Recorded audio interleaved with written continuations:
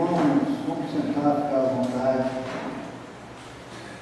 Interessante nós estarmos passando pelo Apocalipse nesse mês, tanta coisa acontecendo, né?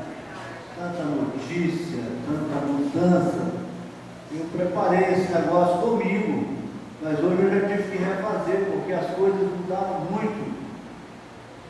Agora já estão tendo até contato com ET, com nave, derrubando nave extraterrestre e carregando munição nuclear, transitando munição nuclear e terremotos e avivamentos. Tem um avivamento numa cidade lá nos Estados Unidos que as pessoas estão desde o dia 8 sem sair da igreja, não sei o quê. Então mudou muito, Graziele, mudou muito o cenário da realidade, da vida, do mundo, mudou muito.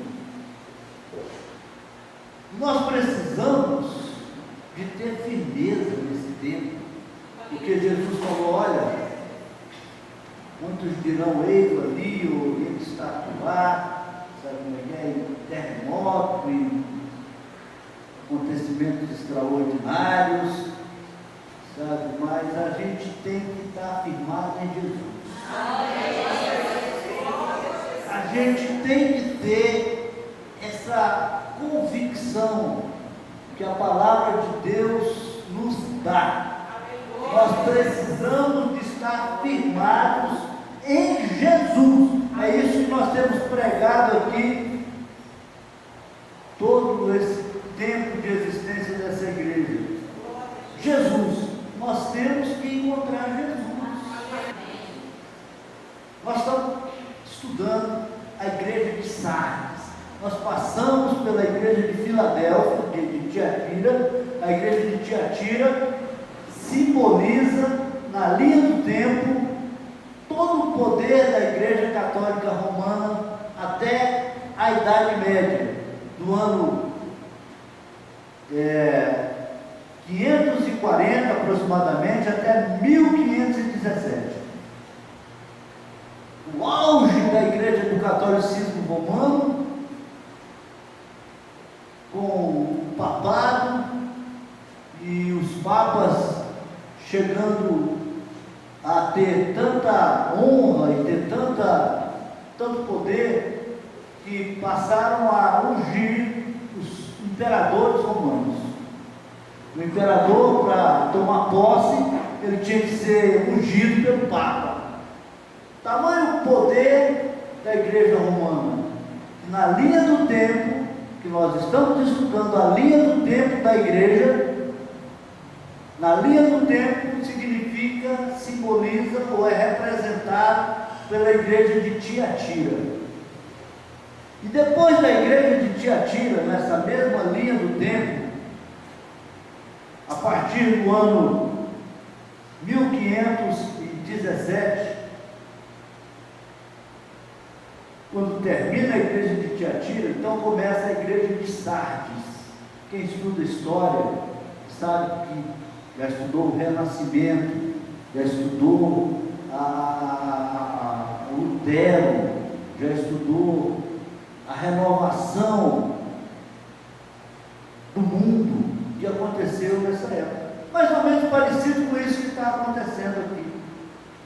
Nesse ano de 1520, 1540, 1600, 1650, 1670, no ano da prevalecência dessa igreja de Sardes, as coisas mudaram assustadoramente. A igreja católica, que tinha aquele poder de vida e de morte, de céu e de inferno, que decidia o destino das pessoas, foi questionada pelo Martinho Lutero, na época da Reforma.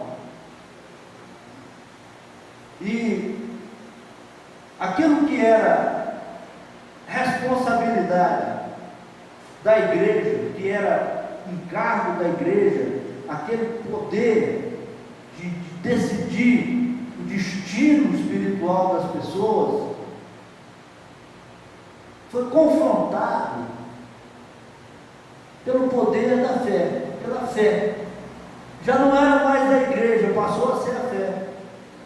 De repente, as pessoas não precisavam mais estar debaixo do jugo do papado, não precisavam mais estar se dobrando diante da igreja católica, porque surgiu alguém e surgiu um grupo de pessoas que ele não estava sozinho, dizendo que não era a igreja católica que produzia salvação, mas era a fé.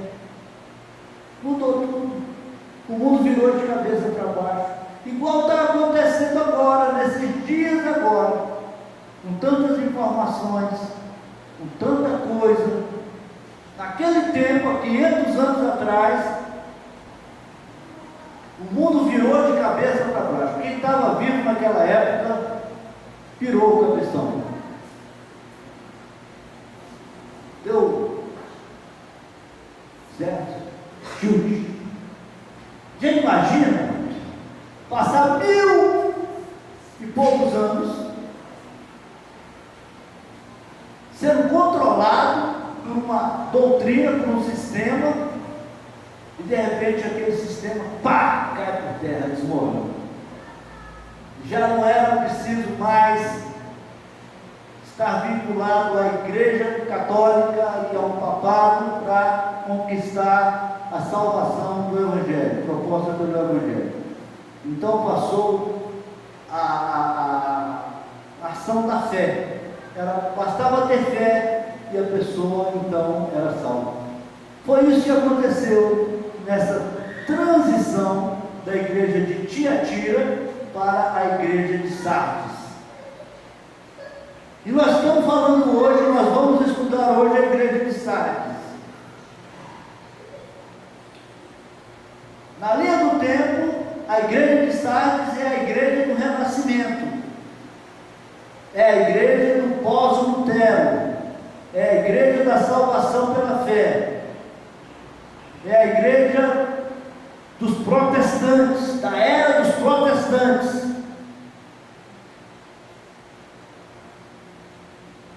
E eu vou ler, para que a gente possa ter uma referência bíblica. Diz assim, está em Apocalipse no capítulo 3. Ao anjo da igreja de Sardes escreva o seguinte: esta é a mensagem daquele que tem os 7 Espíritos de Deus e as 7 estrelas. Eu acho isso interessantíssimo. Parece que não é nada, é só uma apresentação de Jesus, mas é uma apresentação terrível. Porque ali em Apocalipse capítulo 2, versículo 1, ele explica o que são as 7 estrelas e o que significa essa simbologia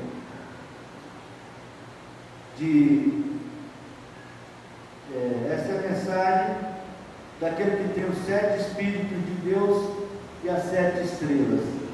7 estrelas então são as 7 igrejas. Ele tem na mão as 7 igrejas, os 7 candelabros. Ele tem na mão o poder total da igreja. Ele tem na mão o poder total da igreja.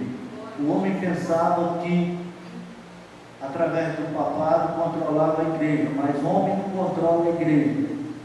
Jesus, ele viu tudo aquilo desde o início, porque a igreja de Tiatira aconteceu 1000 anos depois, o auge dela aconteceu 1000 anos depois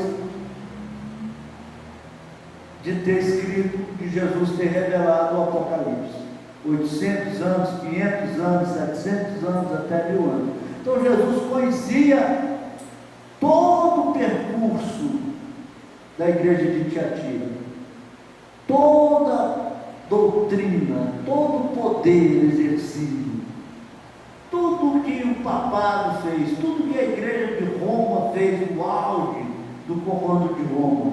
Jesus conhecia desde quando João ainda era vivo, o apóstolo João ainda era vivo, porque Jesus ditou o Apocalipse para o apóstolo João. E essa igreja de Tiatira, na linha do tempo da igreja, na sabedoria extraordinária de Jesus, na sabedoria extraterrestre de Jesus, na sabedoria daquele que tem o controle da igreja desde sempre, aquele que idealizou a igreja, aquele que fundou a igreja, aquele que é o cabeça da igreja, na sabedoria do dono da igreja, do poder maior sobre a igreja, na sabedoria de Jesus. Ele tinha conhecimento total de tudo que iria acontecer ali naquela época do domínio de Roma, daquele poder aparente de Roma, que assustava, que matava, que queimava em fogueira, que comandava até mesmo os imperadores romanos. Jesus conhecia essa fase da igreja, assim como ele conhecia a fase de Sardes, e assim como ele conhece a fase da igreja de hoje, que é a igreja de Laodiceia.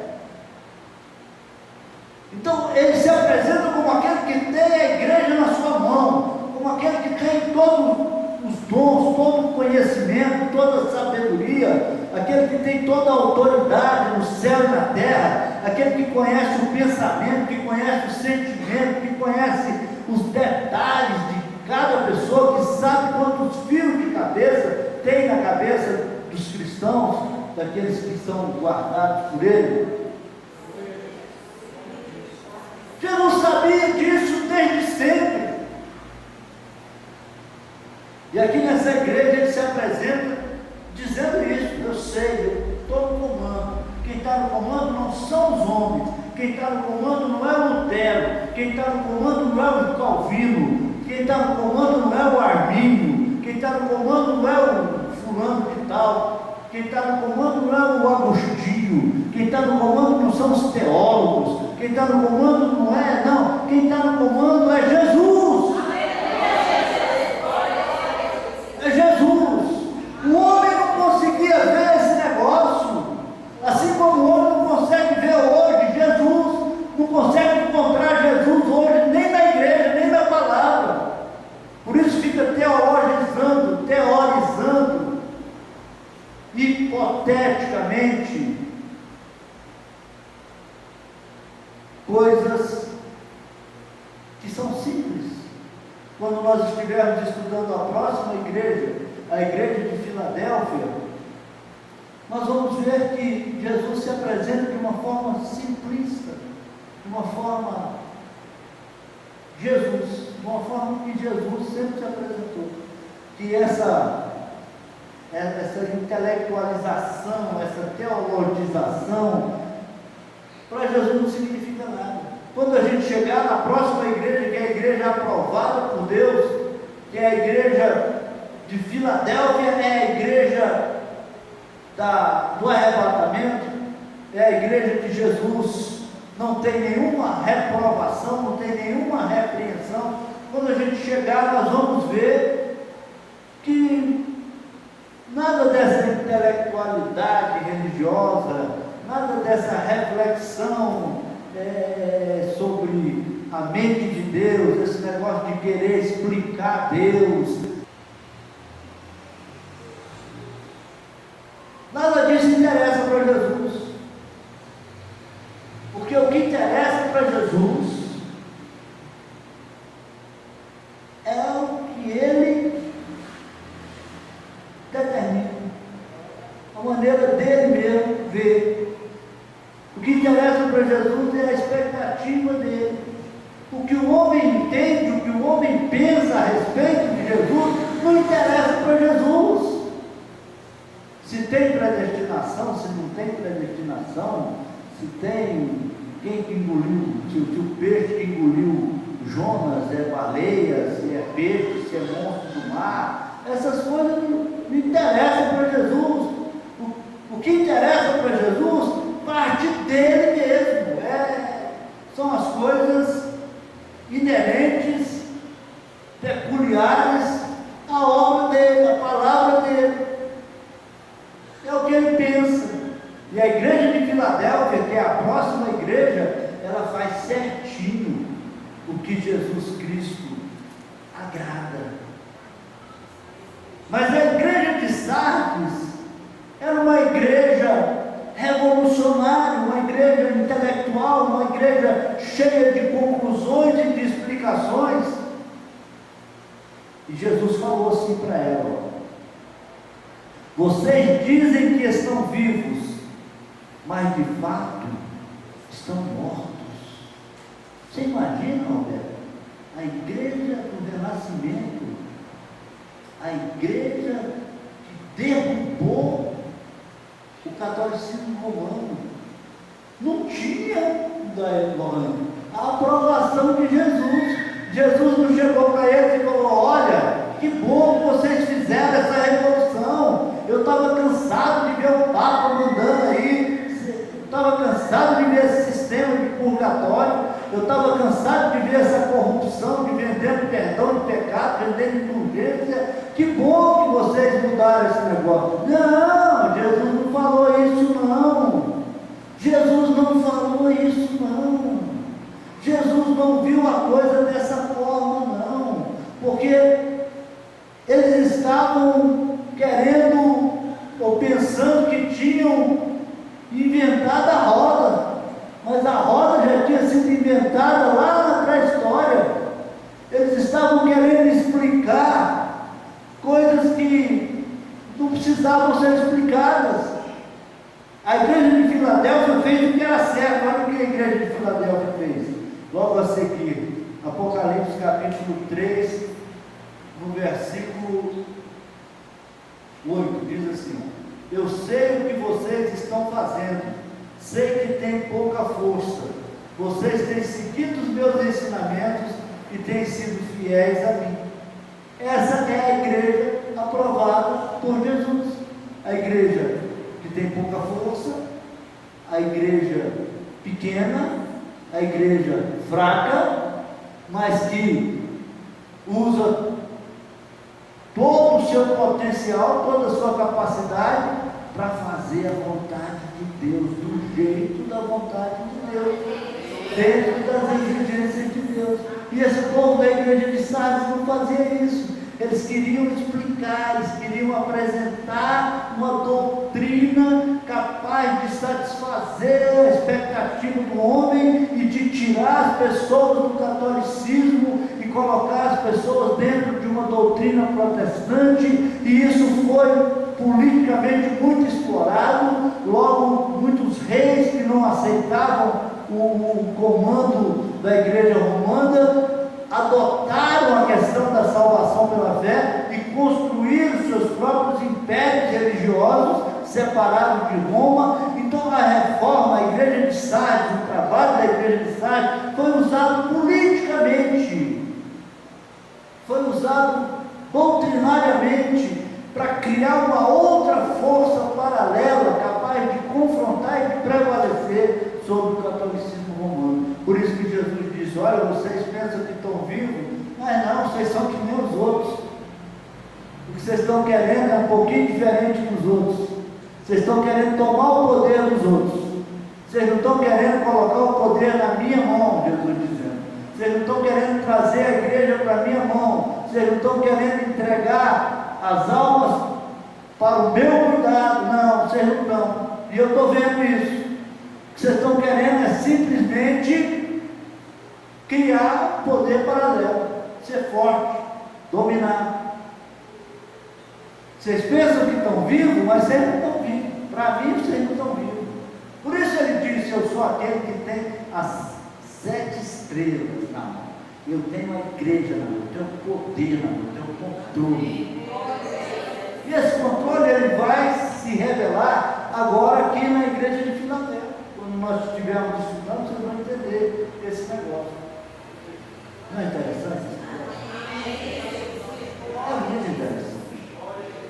Você acha que a salvação pela fé é algo extraordinário, algo salvador, algo... Não, a fé tem que saber qual é o objetivo final, a direção final da fé. Se a fé for glorificar Jesus, seja bem-vinda, ela vai ter um bom resultado. Agora, se a fé for conquistar alguma coisa por meio do Evangelho, se a fé for atribuir ao homem capacidade, como hoje em dia é muito comum, você chega numa livraria, está lá uma prateleira de livros de diversos autores, escrito o poder da fé. A fé se tornou um fim em si mesma. As pessoas não precisam mais de Jesus, porque elas estão firmadas na fé. A fé se tornou um fim em si mesmo. Agora, na igreja de Filadélfia, a fé é simplesmente um caminho que leva a Jesus. A fé leva a Jesus e Jesus faz um milagre. Mas na igreja de Sardes, a fé é que operava o milagre. O nome de Jesus não teve nenhuma aclamação, nenhum tratamento diferenciado. Se anteriormente, durante o papado, a salvação estava vinculada à Igreja Católica, agora, com os protestantes, a salvação passou a estar vinculada à fé. Cadê Jesus? Jesus aparece aqui, na igreja de Filadélfia. Porque a igreja de Filadélfia, ela se humilha, ela é pequena. Então Jesus fala: você sabe que você é fraco. Eu vou ler aqui para ficar sobre as minhas palavras. Eu sei que vocês estão fazendo, sei que tem pouca força. Às vezes você participa de uma igreja pequena como essa aqui, você fala: poxa, essa igreja podia crescer, eu devia estar numa igreja grande. Mas a igreja de Filadélfia é uma igrejinha pequena, é uma igrejinha fraca, é uma igrejinha que ninguém dá nada por ela. Só Jesus é que aprecia a igreja de Filadélfia.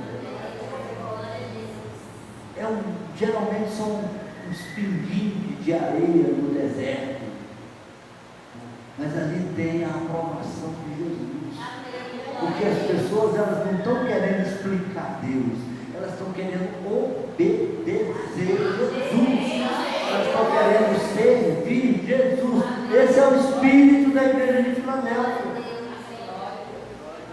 Vocês têm seguido os meus ensinamentos e têm sido fiéis a mim. Olha só o que Jesus fala para a igreja de Filadélfia. Olha o que ele falou para a igreja de Sardes: vocês dizem que estão vivos, mas de fato estão mortos. E olha o que Jesus diz para a igreja de Filadélfia: vocês têm seguido os meus ensinamentos e têm sido fiéis a mim. Oh, glória a Jesus! Você viu a diferença? Você viu o que é que Jesus aprova? O que é que aquele que anda no meio das 7 estrelas, aquele que anda no meio dos candelabros, aquele que tem as estrelas nas suas mãos, aquele que tem toda a autoridade no céu e na terra, aquele que tem o comando da igreja? Você viu como é que ele olha para a igreja, como é que ele avalia a igreja? A igreja de Sardes, que era aquela igreja intelectual, aquela igreja que explicava Deus, recebe de Jesus essa informação: olha, você acha que está vivo, mas você está morto. E a igreja de Filadélfia, aquela igrejinha pequena, aquela igrejinha que não criava nada, aquela igrejinha que não teologizava nada, aquela igrejinha que não comprava nada, aquela igrejinha que não era observada, que não era notada, que não era... Jesus falou: olha, vocês vão aprovar. Vocês têm seguido meus ensinamentos e têm sido fiéis a mim. E olha só, eu abri diante de vocês uma porta que ninguém pode fechar. Qual é a porta que ninguém pode fechar? É a porta da pregação do Evangelho. Essa é a única porta que ninguém pode fechar. É a porta da pregação do Evangelho. Essa igreja, ela pregava o Evangelho, ela testemunhava da vitória de Jesus na cruz. Ela servia Jesus, ela se humilhava diante de Jesus, ela conhecia Jesus, ela pregava Jesus. Ela não pregava a predestinação, ela não pregava esse monte de coisa que eu nem lembro. Mas ela pregava Jesus.